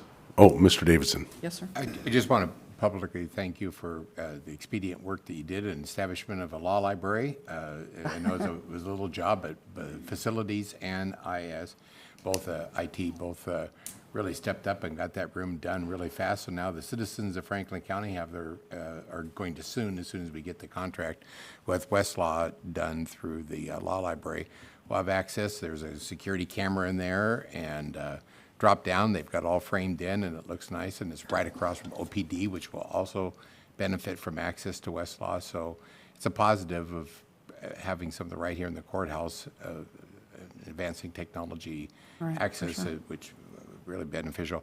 I think it would be beneficial if you just alluded a little bit to the decision that we're discussing about the payroll issue. Could you talk a little bit about that? You're referencing Central Square One Solution? Yes. So during the deployment or I guess the upgrade process in One Solution, we're we're testing the latest version of Central Square One Solution. We did run into a payroll issue, but that's since been remedied, and so now we're back to full-on testing. HR's testing, accounting's testing, everybody that is touching and managing that system is testing the version to make sure that it's going to be useful for our needs. We really need to make this version work for us, before the end of the year, more or less, because if we don't, then One Solution is gonna, the end of support is, we're running up against that. So we're really pushing to make this firmware, or this version, I keep saying firmware, this version work for us. And right now, the testing phase is where we're at. Mm-hmm. We got past some hurdles with One Solution, and so we're just right on, just trying to test as much as we can to make sure it's going to work for us. It's an important issue. It does involve HR, all the departments that Yes, keep payroll. HR is testing, accounting's testing. It hasn't went out to the individual users. It has to get past all the champions of the system to make sure that it passes their needs first. And there's a stakeholder meeting kind of at 3 o'clock At today. 3 where we're today, talking- yes. And I just want to compliment you once again for being such a leader on that and making sure that we get these areas addressed, which would be big for the county, but I think you're doing Yes. a very admirable job, so thank you. Yep, you're welcome. Thank you, Ms. Couples. Appreciate it. Yep, Thanks. thank Great you. job. Yep, bye-bye. Next, we'll have facilities. Michael, the boss is still healing up? Yeah, she's still out for probably another month. Hopefully that knee heals up good. You're better at this than I am.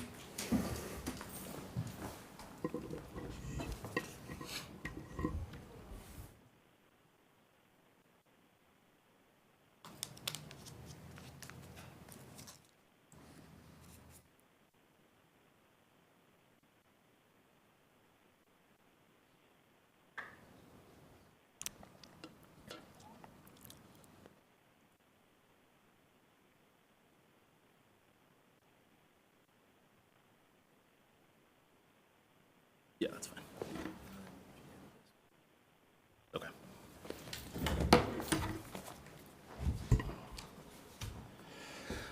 Good morning. Good morning. This is not my normal, so I'll do my best to get through it and give you guys some information. For our current projects, right now we're working on the public safety building HVAC upgrade. That will be completed this year. Have some work going on this week, which will take us really to mostly completion through this month. We should be receiving a rebate from PUD once that's completed. So move on here. Currently, the 502 building HVAC unit is being replaced. This is the one that services the planning and building side of the building. It's a Port of Pasco owned building, but we're responsible for all of that. That unit failed a few weeks ago. It's all R22, so it had to be replaced and could not be repaired. We're working on, almost finished with the Veterans Center irrigation. They redid the parking lot, and so we had to do quite a lot of repairs of the irrigation and finishing some of the sod and seed to get that back up to normal. Moving into the future, we're hoping to get the main parking lot and the elected officials' parking lots here at the courthouse seal coated and restriped.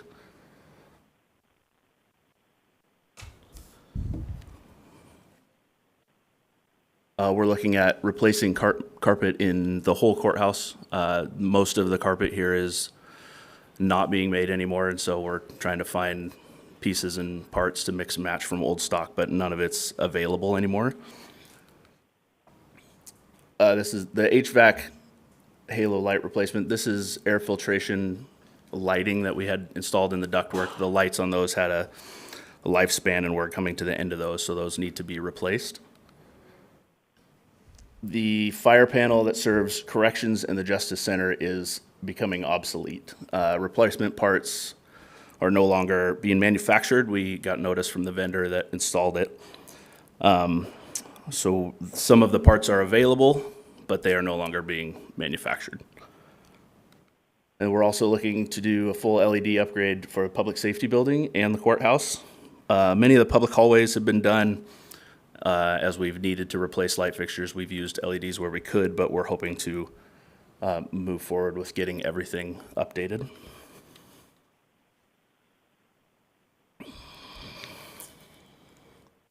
We have one unit that serves the courthouse right now that has been causing problems for the last several years. Parts are becoming more difficult to find.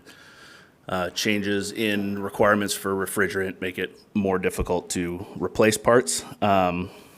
Those units are coming up on 20 years old, I think. So that's on the horizon. And then the final is the Washington Clean Building Performance Standard, mandatory compliance by June 1st of 2026. We're needing to have an energy audit done as part of that. And like I said, it has to be compliant by June 1st of 2026. But we need to get that started now. There's some information there. I don't know if you want to take time right now to read through that. I could certainly pass more information along as necessary. I think it's important to note that the whole entire campus here is considered one building. And there's just some more information that's on there about the energy auditor.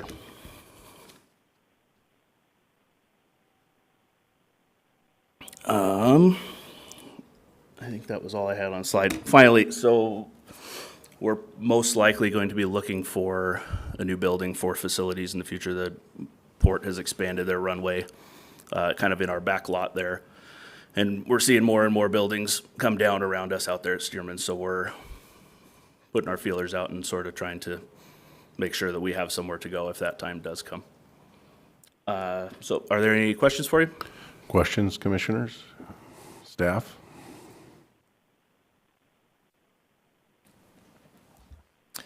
I will say that I did speak to McKinstry, the folks that are upgrading the Hapo Center, and they also reminded me this past Tuesday, I met with them for quite a long time about that clean building performance standard. So And it was pretty eye-opening that they consider the courthouse and the jail one structure. So obviously that changes things. So we don't necessarily have to go with McKinstry, but they've been a good partner in the process. So there are other energy audit companies out there. So, but they have been a good partner. But they did remind me of that clean energy standard as part of the legislation coming out of Olympia. Okay. Thank you.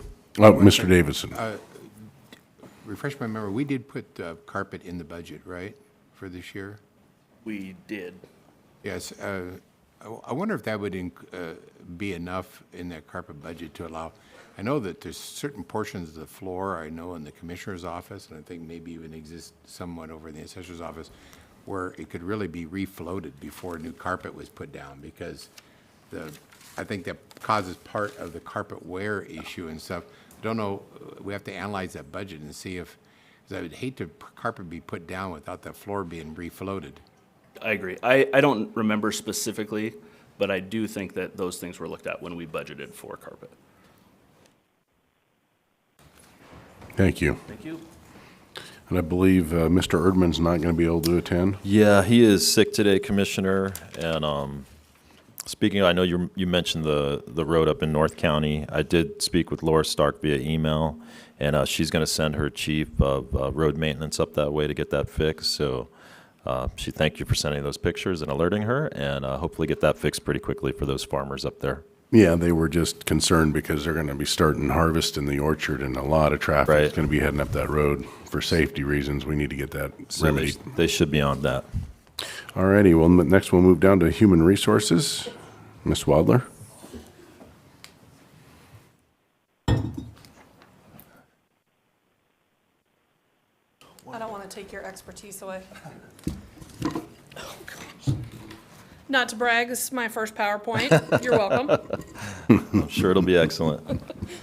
I don't know, compared to the last two, we'll see, but And Commissioner, on another note, we had some technical difficulties with a caller, so they were on the wrong line. So I don't know if you wanted to open back up public comment. Are they on the line? They had been waiting for probably like 15, 20 minutes apparently, so. Well, there's- I would like to conclude this first. Sure, But yeah, it's totally up to you. I just wanted to make you aware because this person, Absolutely. I think Okay. we need to hear from the public, so if they're Okay. on the line and if they'll wait until this presentation's over, we'll answer their call. I'll tell Jennifer to have that individual wait. Thank you. Go ahead. okay, good morning. Good morning. So, as you are aware, I have in this position internally for 6 months. I've been in, excuse me, so far for a month now. I think things are going pretty well. So really in that 6-month time frame, just learn, support, educate, and maintain what, the offices expect out of human resources. Some of the things we are trying to tackle, office function, just moving the office around for workspaces, creating greater visibility and increased function, promoting a more cohesive working environment. And then, of course, training of our staff. Maria has now been on staff for a month as well. Lizette has been training her. And in the process, I am moving into training Lizette into things that are her job tasks. I'm happy to say that the office function, the moving, has been completed. That was done last Friday. So feel free to stop by, take out in the new digs. We're all pretty happy with it. Maria is about 95% completed in her training. Of course, she does the day-to-day for human resources. There's still stuff that comes up that's just not necessarily a day-to-day, so that's going to be ongoing. Lizette, about 20% for her job tasks, and of course myself, it's an ongoing daily situation. Moving on, so kind of piggyback on Liz's presentation, we have been working with IS for partnering in the applicant tracking software. Believe we found one that we all agree would work for us, and so she's moving forward with that. I was tasked with the mailroom project, partnering with facilities and getting mailbox options researched. We have questions about budgets and costs, which are kind of getting answered. This picture here is actually some mailboxes that I have come across that I think might do the task. I was informed that part of it was a security issue in having locking boxes. These ones, this one is on a stand, but they can be wall mounted. And then you can have kind of mix and match what you want for the smaller slots for the offices who don't require a lot of room for their mail into the larger boxes for those departments who do receive either a lot of mail or smaller packages. And then, of course, employee benefits is kind of an ongoing thing, and I've been working with Hub, who is our contractor, or not the contractor, but our broker, thank you, and what we can do, and then, of course, the benefits committee, and just things of what can we improve and how can we improve the benefits for all of our employees. And then not so much goal, but just as what's coming on. I think Mike just said it, budget season's on us before we know. For human resources, we're kind of now going into June on kind of the downhill slump for things like open enrollment. Come late September, benefits community will make a recommendation. In early October, that recommendation will be presented to yourselves, the board. And by late October, open enrollment begins. Though we're just getting into summer, that is going to come upon us quite quickly. So that's ongoing. And then, of course, just so you're aware of on the labor side of things, those 6 union groups for 2024 wages will all go back to the negotiation board or table for wages.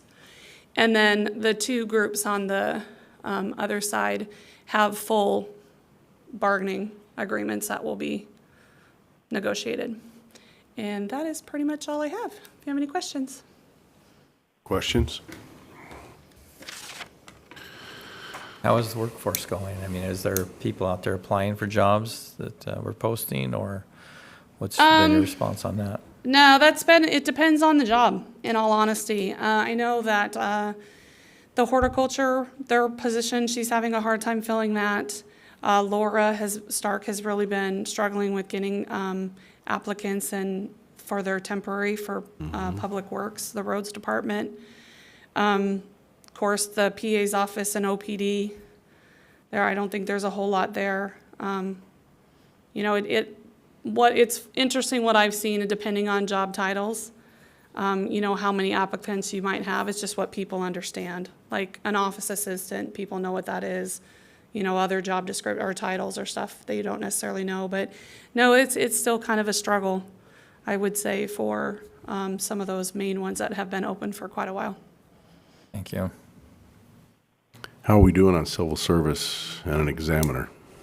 Last week, the Civil Service Commission interviewed 3 applicants. They had 4, I'm sorry, maybe it was just 2. They had 4 and 2 of them didn't show up. Overall, I think there were like 6 applicants. 1 backed out, 1 didn't reply. And then they offered a position to one of the applicants. So we're waiting to see if they accept the offer or not. Okay. So that's right around the corner. You got anything to add to that? I mean, you're the Yeah, temporary examiner, right? I wanted to, in terms of civil service, I think it's moving in the right direction. I've had an opportunity to speak to each member individually over the past couple of days, and collectively, I think the group feels good about the direction they're going. I think having the examiner in place will be, another step in kind of stabilizing that process. So I'm happy the direction it's moving, because I think without the examiner, there was some instability and moving it out of HR. So it's definitely moving in the right direction. As far as Margot, I just want to say she's taken that interim role, and she's just done an excellent job. Great leadership so far, and I think the ladies in her office, you could tell there's a good energy in the office, and I've been impressed really with her institutional knowledge, and she's the type, you ask her what a policy is, and she flips right to the page. So and she's done that like on 3 separate occasions. So I always say a person that can flip directly to the page, they know what's going on. Mm-hmm. She doesn't have to flip around. So actions always speak louder than words in my mind, and she has really stepped up. And I know she was hesitant when we first talked about it. She's like, and I said, I think you got this. And she has honestly exceeded my expectations, like in terms of her leadership, and she's pleasant to be around. So, all those things that I think our HR was lacking, in terms of like a rock, that could be there. You know, it needed some leadership, and she has certainly stepped up. You know, I don't know if she's stepped up beyond her own imagination, but she's doing a great job. So I really enjoy working with her. Thank you, I appreciate that. Mr. Davidson. I want to just basically repeat everything Mike just said, because I've had the advantage of, for the last couple of months, working since Mike's been here in temporary digs right in the midst of her office, and have witnessed her firsthand over and over and over again, and the leadership she's brought to the office has been incredible. She's got a staff that respects her. She's going about the training in a very effective way, and it's just a very professionally ran office now, and it's positive energy in there, and so. And the candy you provide, Tootsie Rolls, are a big advantage over Karen's ginger snaps. Gotta sweeten them up. So we go. That's the mom in me. You gotta sweeten them up. Well, thank you. You're welcome. Good job. Thank you. All right, with that, that completes our workshops for the day, and we're not in need of an executive session, are we? No, sir. So along the lines of when we do get Mr. Erdman in here, I'd like to ask about the cleanup of the property over there on the river. We need to get going on that. Oh, that's right, we got a caller, so we need to get to that caller. So we are going to make an exception here for public comment. There was somebody on the line. Can we get them on? Go ahead, caller, you have 3 minutes. Hello. Yes, go ahead. Thank you, Chairman. Dave Cortines, Pasco, Washington, 411 West Clark. Just wanted to comment, first of all, to thank you for giving me the opportunity to come before you. I apologize for not being there at the meeting. I was involved in several events this weekend and still recovering a little bit. But I just wanted to comment concerning the Happel Center. As many of you know, we have shown interest. The International Promotions Group has shown interest of helping out in management. We are still interested. I agree that an RFP is important, that transparency is important. And I welcome that part. We've done this before. It wouldn't be the first time that we would have to participate in an RFP. We are members of the United States USA Promoters, which next month will be going to Las Vegas again to looking into more events that will be coming to the Northwest, and we want to be part of those events. Happel Center is definitely a spot that lots of these events could be taken to. The Happel Center has lost many events that should be happening. Mike Gonzalez just shared the calendar. It's empty. The busiest time of the year, June, July, August, September, October. That event center should be booked every day of the week. And it does not surprise me that it's not. And, I'm not going to come online and degrade anyone. That's not my nature. And ethics is important, and that's why I welcome an RFP and hope that the process moves forward. We were involved this weekend with 11,000 tickets sold at 2 different events. One in Outlook, Washington, another one in Walla Walla. Those events, why are they not coming to Pasco? We were just met last week for 2 hours with the State Fair Park. We're not sitting around waiting for HAPO to happen. We're active. We're busy. And we met for 2 hours with Ray Mata, the events manager, and Marlon McCrae, and Rachel Gordon from the Yakima Central Fair. They want our services. We could have continued on with after a 2-hour meeting. But we're going to move forward. We continue doing what we need to do. And if these events could come to Happel Center, would be wonderful. We've been talking to Larry the Cable Guy, Disney, Darcy Lidd and Jeff Dunham, some of the ventriloquists. Even Fluffy, who's going to be at the Toyota Center. We've been involved with him in Yakima and in Seattle and other places. We're a licensed, bonded, and insured local organization. And I'm just appalled that Mr. Peck could even question anyone outside of who's there now to say that they're not qualified, even before an RFP has even been turned in. But you know, that's Mr. Peck's name. But anyway, I just wanted to come online. I've been watching your meetings every week if I'm not there personally. But I congratulate you on the good business that's being taken care of at the county, and we're looking forward to work with you in any way we can. Thank you. All right, so getting back to Mr. Erdman about cleaning up the land over on the river, if we could get an update on that, because we need to, if we're going to be selling that property, we're going to have it cleaned up. Yes, sir. I'll check in with him as soon as he's back, and I'll check in with Laura today also. And then also on the ordinance that the sheriff put together, I haven't had it. Did we get that emailed to us? Did we get to? He sent out the preliminary version a couple weeks ago, and I can certainly get you updated because we didn't have a chance to meet. We typically meet Monday mornings, so with the holiday we didn't. So I don't know if the sheriff, I think he left. He's left. But I'll touch base with him and get an update on that. I think it's important that we get that ordinance put into place and let the sheriff have as much authority as he can. And this is an ordinance on the open drug use in our county.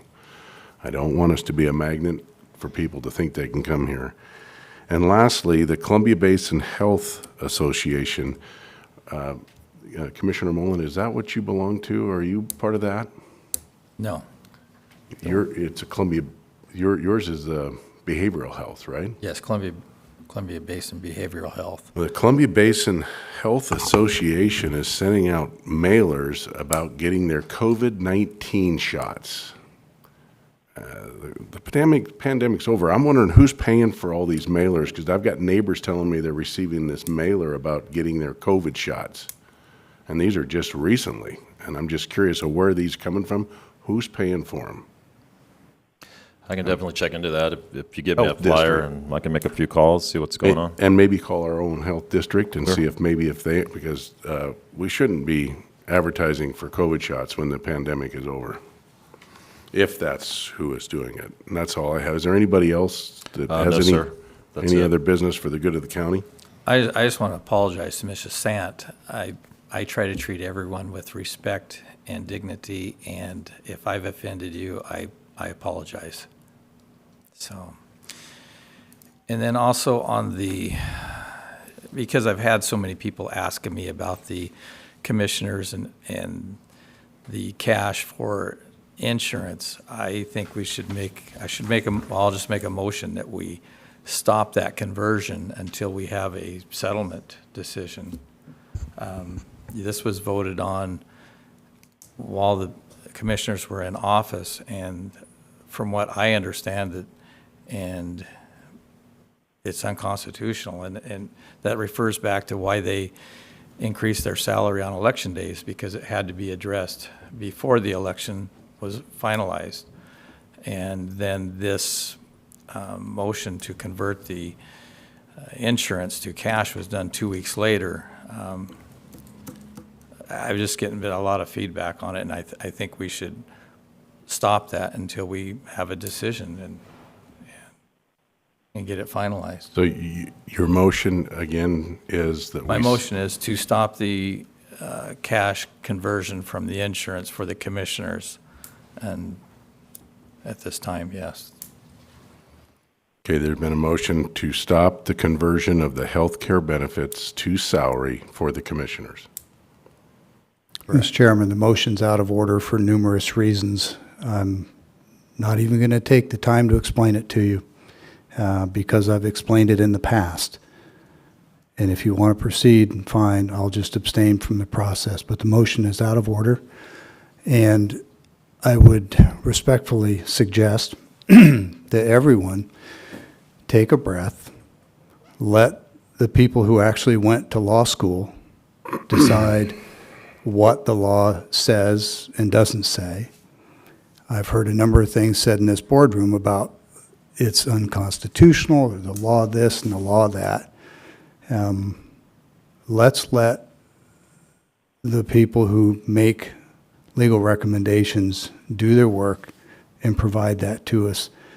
If for no other reason, then we avoid embarrassing ourselves and having to reverse ourselves later. And I'll just offer that there's some research that suggests that all three commissioners would be surprised by the effects of reversing this process.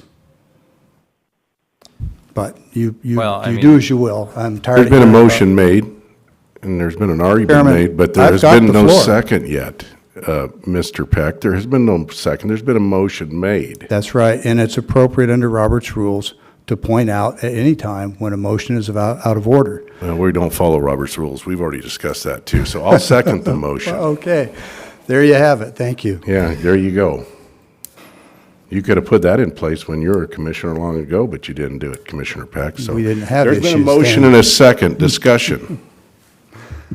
I think it needs to be addressed because it doesn't affect anybody else except for the commissioners. And I've That's heard commissioners say in the past that they take their insurance as salary. And all the meetings are recorded, so you can go back and listen. But it's pretty clear that you cannot give yourself a raise while you are in office. It's pretty simple as far as what I can see and understand. I mean, it's not, I don't think you have to be an attorney to read that. It's pretty cut and dry. And all I'm trying to do is stop the process instead of letting it continue. We need to get a resolution to this and find out, is it allowable or is it not? Respectfully, you just said it wasn't, and now you're saying you don't know if it is or it's not. The way I read it is pretty cut and dry. It's not allowable. But for your sake, because you've allowed this accumulate to over close to $50,000, I'm giving you the opportunity to make your argument rather than let it continue. My argument is simple. It's a complex legal question. We have legal counsel.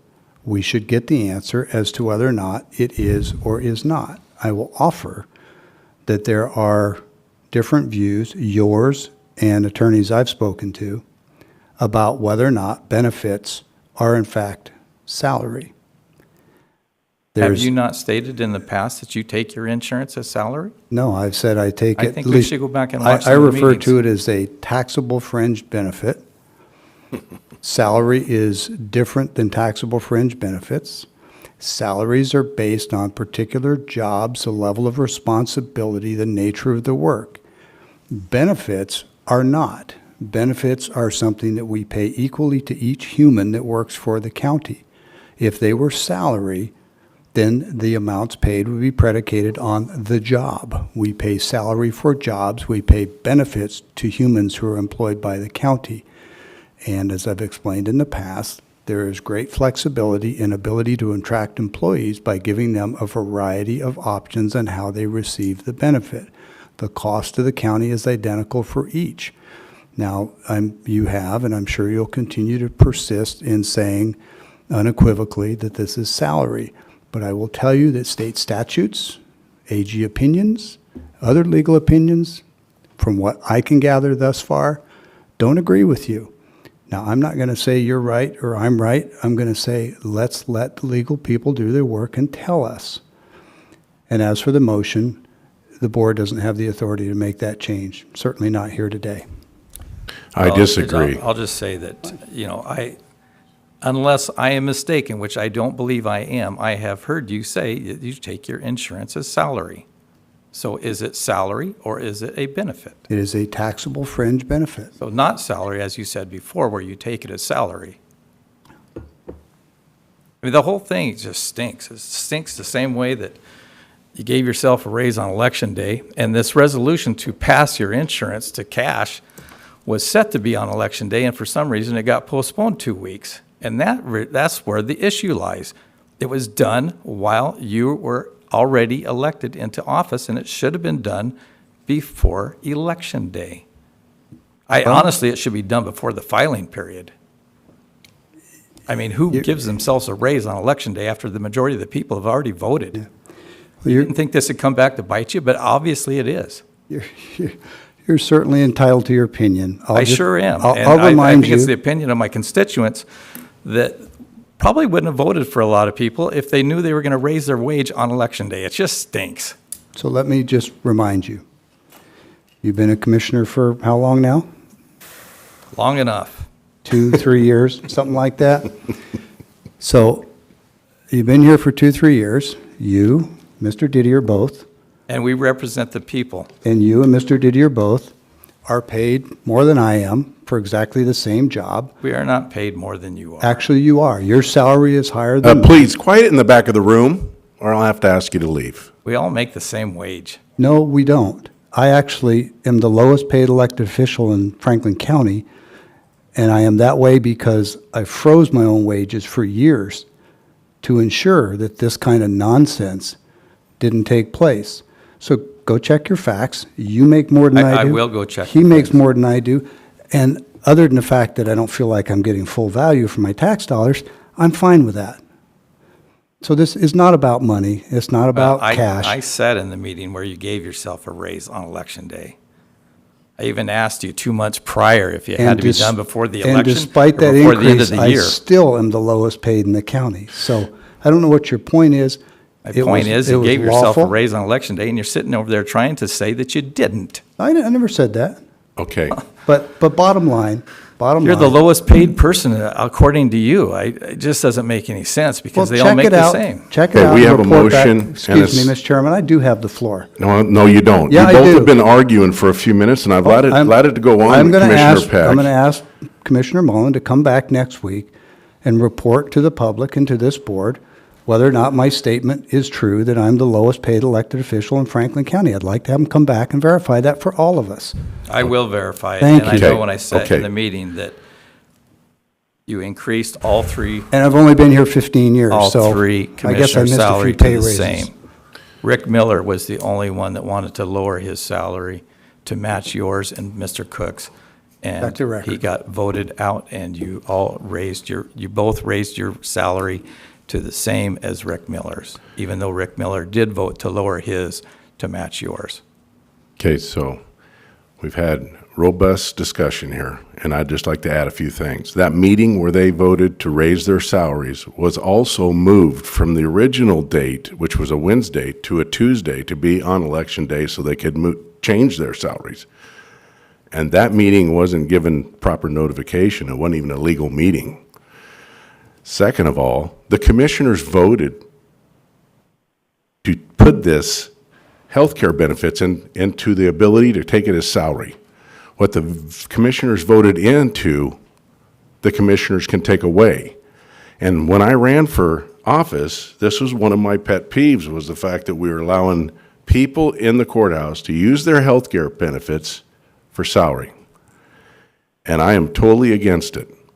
Any elected official to take healthcare benefits and salary is not enabling anybody to come work at the courthouse for an incentive purpose. And when I ran for office, I didn't run for a salary, I ran to serve the people. The salaries that were put into place when I became a commissioner. I have not raised one finger to raise a salary for the commissioners. We have a motion and a second to cease the healthcare benefits to salary for the commissioners. Is there any further discussion? All in favor, say aye. Aye. Aye. All opposed? Abstain. Okay. Let it be known that the salaries, the conversion of healthcare benefits to salary will cease for commissioners. Is there any other business for the good of the county? Mr. Chairman, I would just like to Commissioner Peck. recommend, I'd like to recommend that my fellow board members consult with the legal office and HR regarding the vote you just took and its applicability. Thank you. Mr. Gonzalez, do you have something? No, sir. No Okay. more business for the county. Thank So you. if there's no other business for the good of the county, this meeting is adjourned.